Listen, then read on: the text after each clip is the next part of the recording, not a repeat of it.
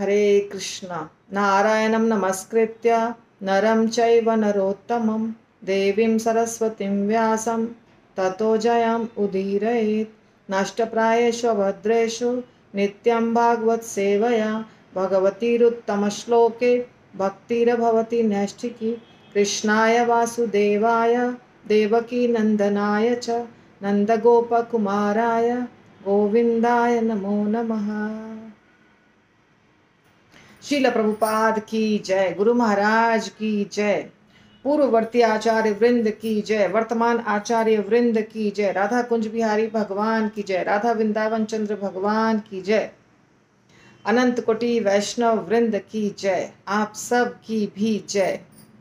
तो श्रीमद् भागवतम पहला स्कंद दूसरा अध्याय और श्लोक संख्या 8वां हमने कर लिया था, परंतु जैसा कि हमने आपको पहले ही बताया है, हम प्रभुपाद के परपोर्ट को भी लेते चलेंगे साथ साथ में।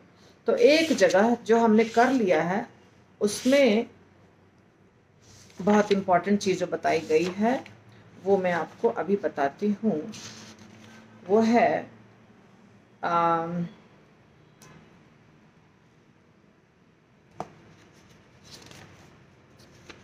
जब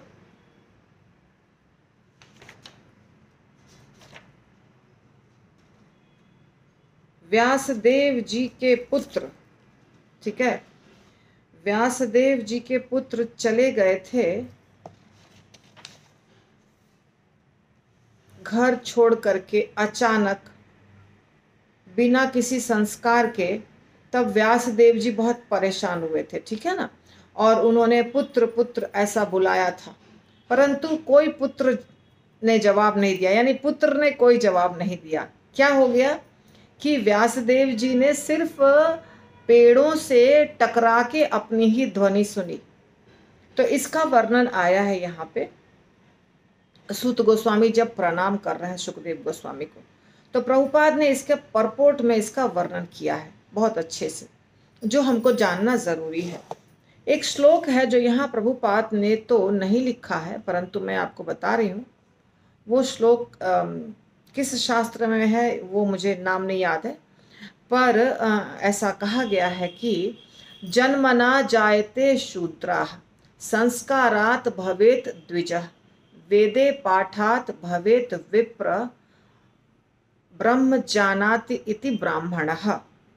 यानी संस्कार से व्यक्ति नहीं, सॉरी, जन्मना जायते, जन्म से व्यक्ति शूद्र होता है, उसके बाद थोड़े संस्कार उसके होते हैं, तो संस्कार के बाद द्विज होता है, फिर वो वेदों का अध्ययन करता है, फिर वो विप्र होता है, और फिर जब वो ब्रह्म को जानता है तब ब्राह्मण होता है।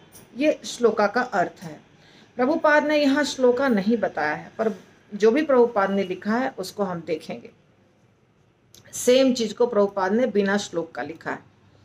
ये है श्लोक संख्या 2 का परपोर्ट आज मैं बता रही हूँ आपको, क्योंकि क्या हो रहा है कि हम आगे जा रहे हैं श्लोक को लेकर, पर प्रभुपाद हमारे आचार्य हैं जिनके बताए रास्ते पे हमको चलना है।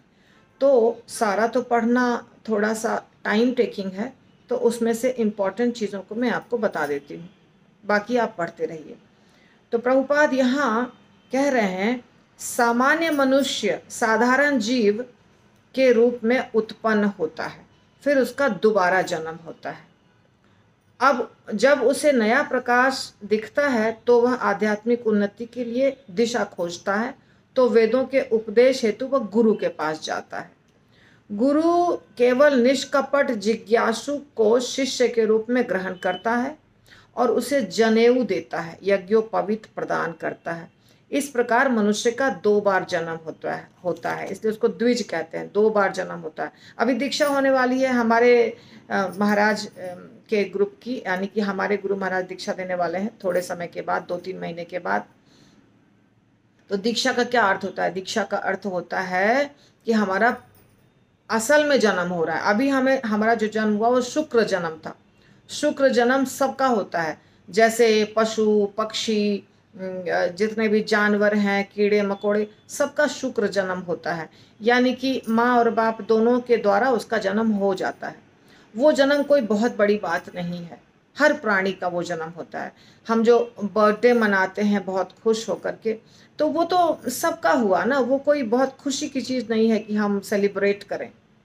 लेकिन जब हम गुरु के पास जाते हैं और गुरु से दीक्षा लेते हैं, यानी गुरु हमको शिष्य के रूप में स्वीकार करते हैं, तो वो जन्म बहुत महत्वपूर्ण है। तो हरिनाम दीक्षा जो होती है, जिसमें गुरु महाराज हमको हरिनाम देते हैं, थोड़े से नियम का पालन करना बताते हैं, 16 माला करना रोज़, और एकादशी को 25 करना, मांस नहीं खाना, शराब नशा कुछ भी नहीं करना, या जुआ नहीं खेलना, अवैध संग नहीं करना, हरे कृष्ण महामंत्र का जप करना, ऐसा सिंपल सा नियम बताते हैं। तो वो जो जन्म होता है हमारा, उसको कहते हैं सवित्र जन्म। ठीक है, सवित्र जन्म। और उसके बाद 2-4 साल बीतने के बाद, 5-6 साल बीतने के बाद हमें गायत्री मंत्र मिलता है। तो गायत्री मंत्र जब मिलता है तो उसको कहते हैं यज्ञिक जन्म। हाँ, तो 3 प्रकार का जन्म हो जाता है। पहला शुक्र जन्म, फिर सवित्र जन्म, और फिर यज्ञिक जन्म। यज्ञिक जन्म सबका नहीं होता है, और वो आवश्यक नहीं है हर व्यक्ति के लिए। वो आवश्यक उसके लिए है जिसको भगवान की सेवा करनी है, यानी जिसको भगवान के विग्रहों को स्पर्श करके कुछ करना है, या भगवान हमारे बनाए हुए भोग को ग्रहण करेंगे तो हमारा शुद्ध होना आवश्यक है। हम भगवान के ऑल्टर रूम में जाके उनका कुछ श्रृंगार करेंगे, पोछा लगाएंगे, पूजा करेंगे, आरती करेंगे, तो हमारे शरीर का शुद्ध होना आवश्यक है। तो गायत्री का जप करना आवश्यक है। तो इसीलिए ब्राह्मण दीक्षा हर व्यक्ति को लेना आवश्यक नहीं है। जो ऐसी सेवा करते हैं, जैसे मंदिर में बताया जाता है कि ये सेवा सिर्फ ब्राह्मण कर सकते हैं, तो उसके लिए वो आवश्यक है। तो इस प्रकार जो हमारा जन्म होता है, तो ये मनुष्य, सिर्फ जो मनुष्य योनि में है उनका ही ऐसा जन्म हो सकता है। आजकल के ज़माने में प्रभुपाद सब, किसी भी धर्म, किसी भी जाति का हो, उसको ब्राह्मण दीक्षा देते हैं। प्रभुपाद ने शुरू किया है और अभी सारे आचार्यगण दे रहे हैं। परंतु शास्त्रों के अनुसार ब्राह्मण और क्षत्रिय सिर्फ 2 जातियां होती थीं, अभी भी होती हैं, जिनको जनेऊ यानी यज्ञोपवीत संस्कार जिनका होता है, और जनेऊ उनको मिलता है, यानी गायत्री का जप करने का अधिकार सिर्फ उनका है। ये वैदिक शास्त्र के अनुसार बात हो रही है। इसके बाद जो नीचे की कैटेगरी है, वैश्य और शूद्र, उनको नीचे की कैटेगरी इसलिए बोलना पड़ रहा है क्योंकि ऐसे ही आता है सीक्वेंस में। हाँ, ऐसा मत समझिए आप लोग, मैं उस जाति को नीचा कह रही हूँ। फर्स्ट ब्राह्मण होते हैं जो जिनको भगवान का ये ऊपर का चेहरा, कंधे के ऊपर जो है वो माना जाता है।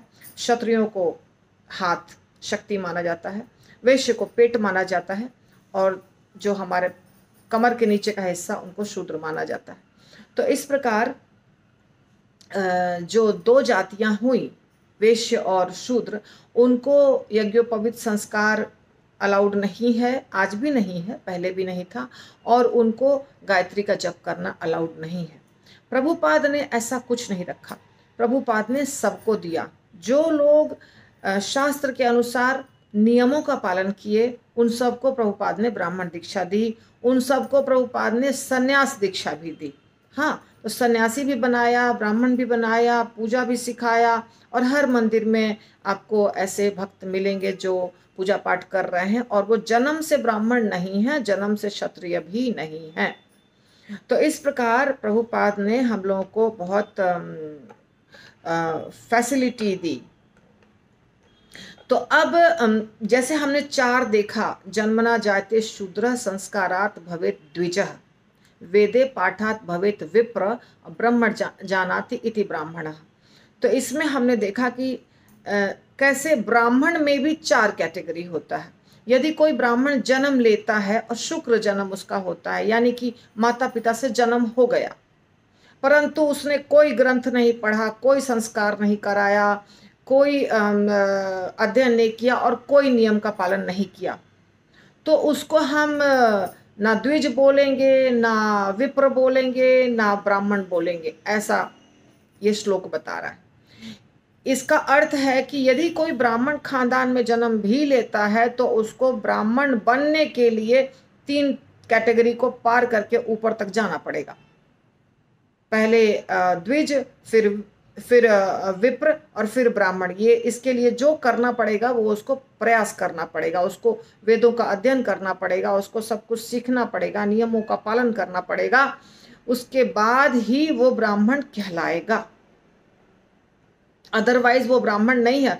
प्रभुपाद कई बार लिखते हैं द्विज बंधु, द्विज बंधु। द्विज बंधु का मतलब है कि वो ठीक है, ब्राह्मण खानदान में जन्म हुआ है, शरीर ब्राह्मण का है, पर वो ब्राह्मण बना नहीं है। अब ब्राह्मण और वैष्णव में क्या समानता है या अंतर है? तो वैष्णव ब्राह्मणों से ऊपर है। ये 4 प्रकार के जो ब्राह्मण हो गए, 3 प्रकार के ब्राह्मण और एक हो गया एकदम शुक्र जन्म, यानी कि वो तो सिर्फ नाम का है। तो ये जो 3 कैटेगरी है, द्विज, विप्र और ब्राह्मण, इसके भी ऊपर होते हैं वैष्णव। हाँ, तो वैष्णव तो सीधे शूद्र भी बन सकता है, वैश्य भी बन सकता है, क्षत्रिय भी बन सकता है और ब्राह्मण भी बन सकता है। प्रभुपाद कहते हैं यह वैष्णव अवस्था स्नातकोत्तर अवस्था है। स्नातकोत्तर का यानी मास्टर्स। स्नातक कहलाता है जब हम डिग्री लेते हैं, ग्रेजुएशन करते हैं। ग्रेजुएशन को हिंदी में स्नातक कहते हैं। और स्नातकोत्तर यानी पोस्ट ग्रेजुएशन, अर्थात ग्रेजुएशन के बाद की जब पढ़ाई हम करते हैं उसको कहते हैं स्नातकोत्तर की पढ़ाई, यानी कि आफ्टर ग्रेजुएशन। तो आफ्टर ग्रेजुएशन मतलब ब्राह्मण तो हो गया ग्रेजुएशन तक की बात, और ग्रेजुएशन के बाद यानी आफ्टर ब्राह्मण मतलब ब्राह्मण से भी ऊपर हो जाते हैं वैष्णव। तो ब्राह्मण होना बहुत अच्छी बात है। किसी का जन्म अगर ब्राह्मण खानदान में हुआ है तो बहुत अच्छी बात है। क्यों? क्योंकि जन्म से शरीर ब्राह्मण का है, पहली बात हो गई। और अब अगर हम कर्म से भी अपने आप को ब्राह्मण बना लिए तो और सोने में सुगंध, पहले से ही सोना है, खुशबू भी आ गई उसमें। लेकिन करना तो पड़ेगा, ये करना पड़ेगा, तभी हम कहलाएंगे वैष्णव। तो वैष्णवों के लिए जो नियम बताया गया है, जो शास्त्र में बताया गया है, माला का जप और भगवान की पूजा अर्चना और शास्त्रों का अध्ययन, नियमों का पालन, वैष्णव एटिकेट, ये सब सीखना होगा, तब हम वैष्णव कहलाएंगे। प्रगतिशील ब्राह्मण को निश्चित रूप से वैष्णव बनना चाहिए, ऐसा प्रभुपाद कहते हैं, क्योंकि वैष्णव ही स्वरूप सिद्ध विद्वान ब्राह्मण है। तो यदि ब्राह्मण है जन्म से और वैष्णव बन गया है तो वो सबसे अच्छा है। इसीलिए अब प्रभुपाद कहते हैं कि श्रील सुखदेव गोस्वामी प्रारंभ से ही वैष्णव थे। सुखदेव गोस्वामी क्या किए, जन्म हुआ वो तो 12 साल माता के गर्भ में थे, उसके बाद जन्म लिया और निकल के चल पड़े जंगल की ओर। उन्होंने कोई संस्कार नहीं कराया। व्यास देव जी परेशान हो गया, मेरे पुत्र का कोई संस्कार ही नहीं हुआ, मेरा पुत्र बस सीधे उठ के चला गया जंगल, तो मुझे संस्कार करना है, ये मेरा पुत्र है, इसका हमें जो भी होता है बहुत सारे संस्कार, मुंडन, जनेऊ, विवाह, बहुत सारे संस्कार होते हैं, तो वो सारे संस्कार हमें कराने हैं, ऐसा सोचा था। क्योंकि वर्णाश्रम धर्म में, वर्णाश्रम धर्म जो होता है उसके अनुसार आवश्यकता है संस्कारों की। हर वर्ण के लिए एक कुछ न कुछ पर्टिकुलर संस्कार है। ब्राह्मण, क्षत्रिय, वैश्य, शूद्र सब में संस्कार होते हैं। लेकिन प्रभुपाद कह रहे हैं कि सुखदेव गोस्वामी प्रारंभ से ही वैष्णव थे, अतः उन्हें वर्णाश्रम धर्म के संस्कारों की कोई आवश्यकता नहीं थी। वर्णाश्रम धर्म का चरम लक्ष्य है असंस्कृत मनुष्य को भगवान का शुद्ध वैष्णव बनाना या भक्त बनाना। वर्णाश्रम धर्म में नीचे से शुरू करिए तो शूद्र, उसके बाद वैश्य, उसके बाद क्षत्रिय, उसके बाद ब्राह्मण। हर जाति के लिए कुछ नियम बनाए गए हैं जो भगवान कृष्ण ने भगवत गीता में बताया है। तो उसके अनुसार हर जाति का व्यक्ति भगवान से जुड़ जाता है। नियमों का पालन करते करते भगवान से वो अलग अलग तरीके से जुड़ जाता है। परंतु यदि कोई व्यक्ति जन्म से ही वैष्णव है, ऐसा सबके लिए नहीं लागू हो रहा है, ये सुखदेव गोस्वामी के लिए है, तो कोई व्यक्ति अगर जन्म से ही वैष्णव है तो उसे संस्कार की आवश्यकता नहीं है, ऐसा प्रभुपाद कह रहे हैं। क्योंकि जो असंस्कृत व्यक्ति है, यानी अनसिविलाइज्ड पीपल, जो सिविलाइज्ड नहीं है, उनको सिविलाइज करने के लिए वर्णाश्रम धर्म है। अनसिविलाइज्ड किसको कहते हैं? जिसके जीवन में कोई नियम नहीं है, ना वो पूजा पाठ करता है, ना वो समय पे नहाता धोता है, ना वो माता पिता को गुरु को प्रणाम करता है, ना वो सूर्य देवता को जल देता है, कुछ भी नहीं करता है, न खाने का टाइम, न सोने का टाइम। ये सबको क्या कहते हैं? असंस्कृत व्यक्ति, अनसिविलाइज्ड पीपल। तो ऐसे लोगों को कुछ ना कुछ करा के धीरे धीरे वर्णाश्रम धर्म में जोड़ा जाता है और उसके बाद धीरे धीरे उसकी उन्नति होती है। जो पहले से उन्नत है उसको क्या करने की आवश्यकता है, ऐसा प्रभुपाद कह रहे हैं। अतः जो व्यक्ति उत्तम अधिकारी वैष्णव द्वारा स्वीकृत होकर वैष्णव बन जाता है, तो चाहे उसके पूर्व जन्म कैसे भी हो, वो ब्राह्मण, उसे ब्राह्मण माना जाता है। और चैतन्य महाप्रभु ने श्रील हरिदास ठाकुर को, जो मुसलमान खानदान में, जन्म तो उनका भी ब्राह्मण में ही हुआ था, पले बड़े थे मुसलमान में, तो कोई जानता नहीं है वो वास्तव में क्या थे। कहीं कहीं लिखा गया है कि वो ब्राह्मण खानदान में जन्म लिए थे। जो भी हो, पर वो थे मुसलमान उस समय। पर भगवान ने उनको नामाचार्य की पदवी दी। नाम आचार्य उनको कहा जाता है, श्रील हरिदास ठाकुर को।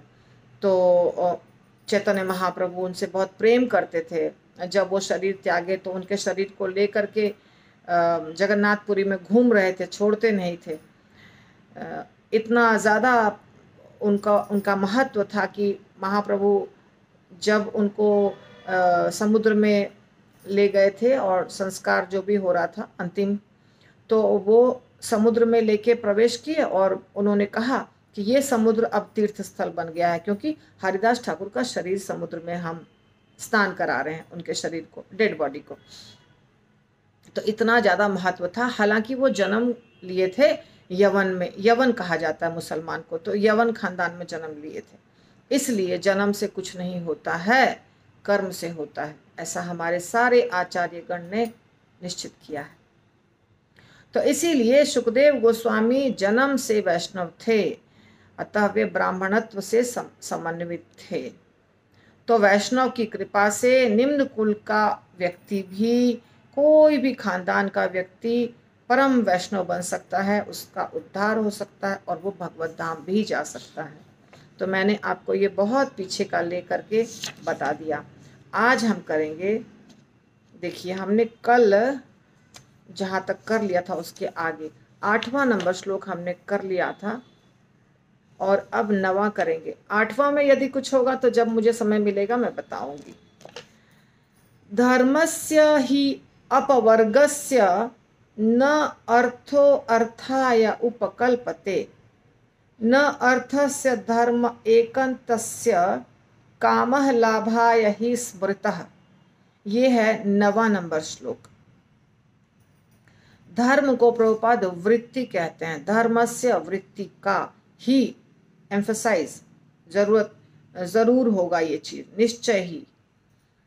अपवर्गस्य, मोक्ष का, न नहीं, अर्थ अंत, लक्ष्य, अर्थाय भौतिक लाभ के लिए, उपकल्पते साधन के हेतु, न तो अर्थस्य भौतिक लाभ का, धर्म एक अंतस्य धर्म में लगे हुए के लिए, काम इंद्रिय तृप्ति के, लाभाय लाभ या हेतु ही सही सही स्मृतः ऋषियों द्वारा बताया गया है। तो श्रील प्रभुपाद की जय। सारी वृत्तियां निश्चय ही परम मोक्ष के लिए है, उन्हें कभी भौतिक लाभ के लिए संपन्न नहीं किया जाना चाहिए। साथ ही ऋषियों के अनुसार जो लोग परम वृत्ति में यानी धर्म में लगे हैं, उन्हें चाहिए कि इंद्रिय तृप्ति के संवर्धन हेतु भौतिक लाभ का उपयोग न करें। थोड़ा संस्कृत को देखेंगे। अपवर्गस्य, अपवर्गस्य यहाँ लिखा गया, अपवर्गस्य यानी ये थोड़ा सा डिफ़िकल्ट है, यहाँ पे नहीं बताया है प्रभुपाद ने। ओके, तो अपवर्गस्य कहा जाता है कि जिसमें भौतिक चीज़ें नहीं आती है। प वर्ग जो है वो कहा जाता है कि हम लोग जो प प फ ब भ म है ना, इससे बाहर प वर्ग यानी प फ ब भ म, ये हिंदी के वर्ण हैं जो आपको मालूम होगा। तो ये पांचों जो है ना, प फ ब भ म, ये पांचों से एक अर्थ निकलता है जिसको प वर्ग कहा जाता है। अपवर्ग यानी इस पांचों के अर्थ से परे, तो इसीलिए उसको प्रभुपाद ने मोक्ष कहा है। ये प वर्ग क्या है? प यानी परिश्रम, फ यानी फेन, ब यानी बंधन, भ यानी भोग, म यानी मृत्यु।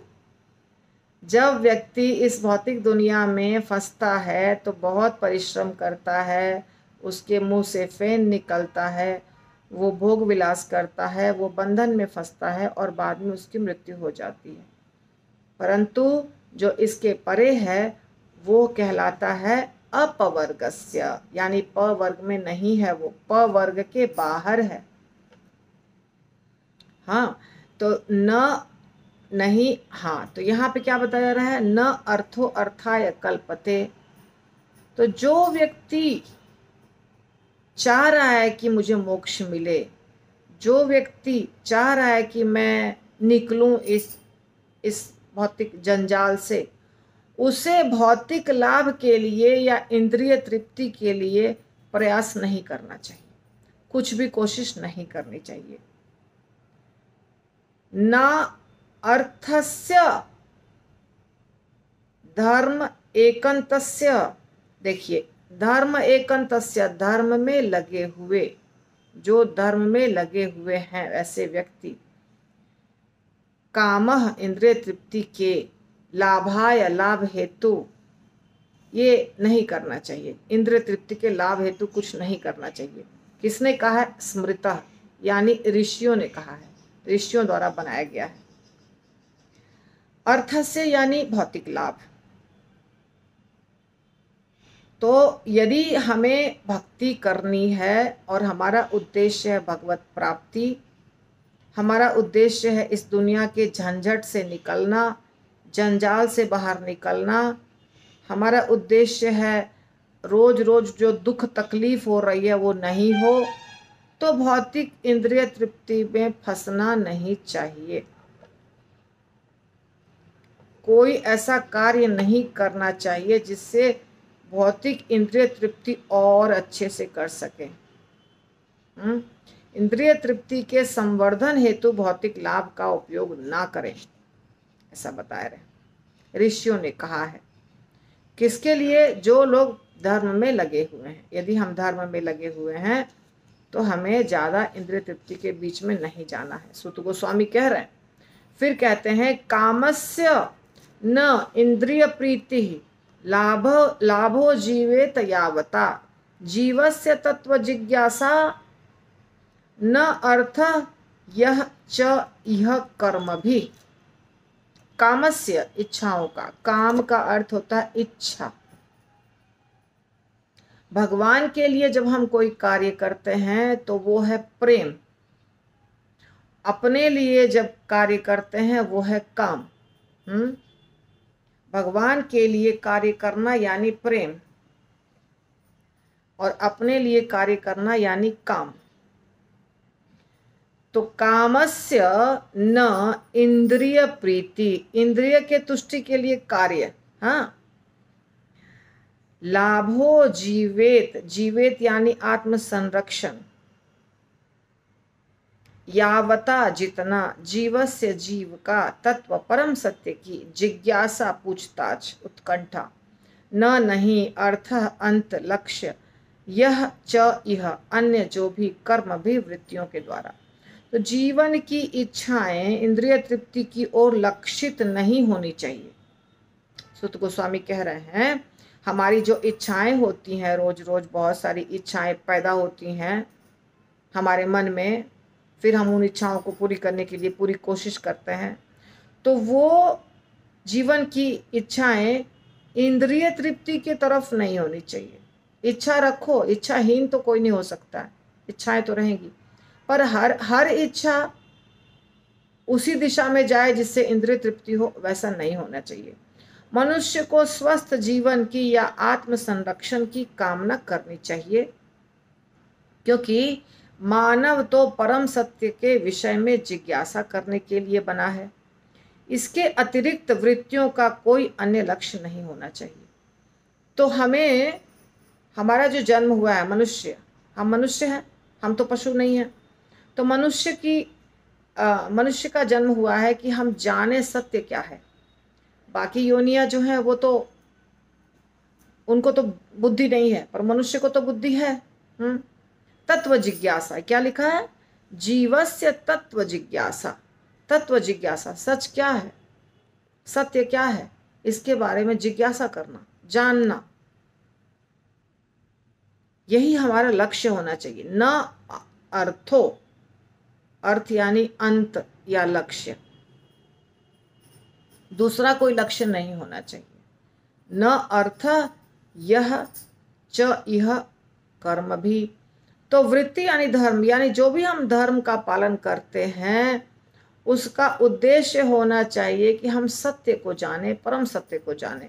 धर्म करने का उद्देश्य ये नहीं होना चाहिए कि हम भोग विलास करें। जैसे यदि हमने धर्म किया और कुछ भी धार्मिक कार्य किया और उसके बदले एंजॉयमेंट हम चाह रहे हैं, तो वो क्या हो जाएगा? समय की बर्बादी, कुछ फायदा नहीं होगा, भगवान की कृपा नहीं प्राप्त होगी। इंद्रिय तृप्ति, इंद्रिय तृप्ति, इंद्रिय तृप्ति, उसी में पूरा जीवन बर्बाद हो जाएगा। इसीलिए उधर हमारा ध्यान नहीं होना चाहिए। हमारा ध्यान होना चाहिए सच्चाई क्या है उसको जाने। मेरे पिता, उनके पिता, उनके पिता, उसके पीछे कौन है, परम सत्य कौन है, उसको जाने। इधर हमारी इच्छा लगी होनी चाहिए। न इंद्रिय प्रीति लाभ हो। इंद्रिय प्रीति, एक श्लोक है चैतन्य चरितामृत का,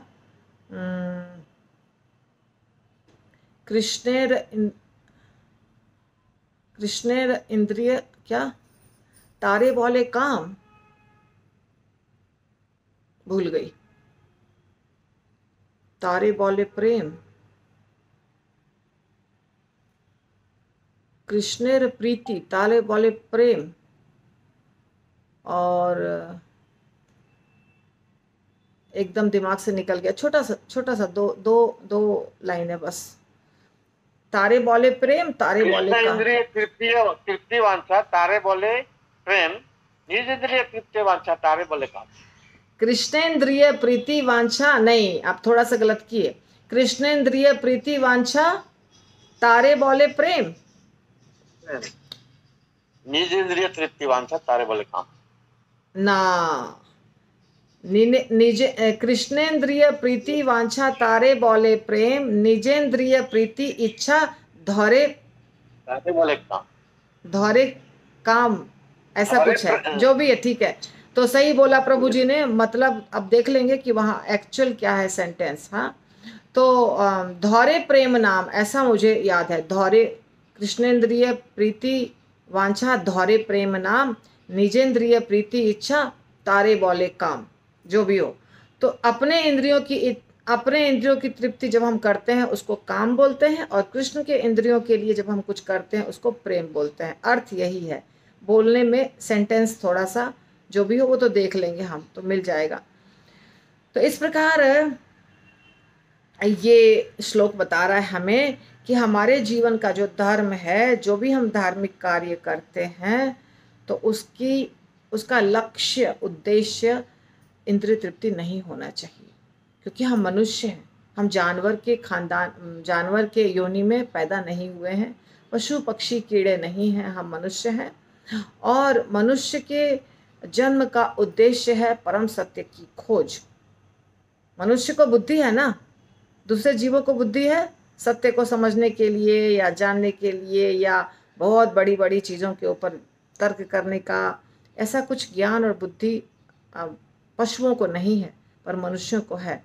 तो इस बुद्धि का, ज्ञान का प्रयोग हमें करना चाहिए सत्य को समझने के लिए, ना कि इंद्रिय तृप्ति करने के लिए। समझ में आया आप लोगों को? तो ये यहीं पर होता है समाप्त, पर आपका क्वेश्चन मैं लूंगी यदि आपके पास है तो।